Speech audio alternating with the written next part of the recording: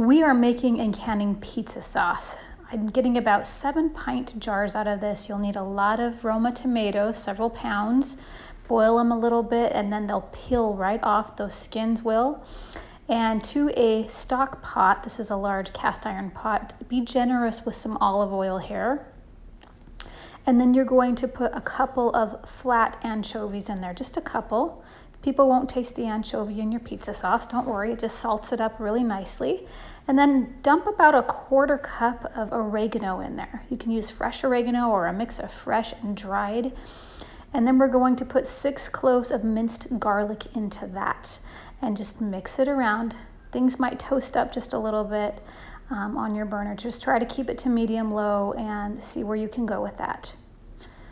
After the garlic, we're gonna just puree those tomatoes in batches here. So to a food processor or a blender, you can do that.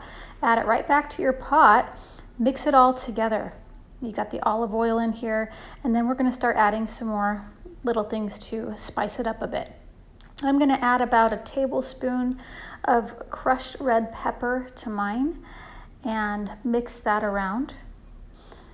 That will add a nice depth of flavor there, and then you can add some salt to this.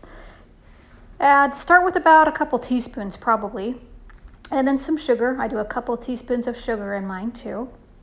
Give it a little bit of a sweet flavor with the tang. And mix that together, and then you're gonna add some pepper.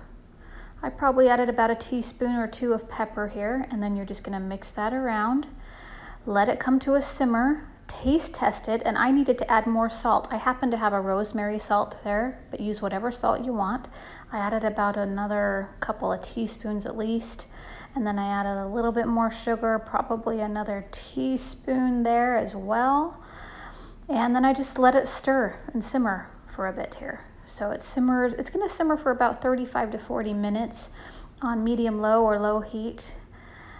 After you've added your spices, you might want to add a pinch of baking soda, and that's going to just help with the acidity in there. It might foam up a bit, mix it back together, let it simmer, and then you're ready to process into jars. So we're going to ladle this into clean jars, wipe the rims of the jars, put some good lids and rings on there, put it in your water bath canner, and about 15 minutes boiling, you're done.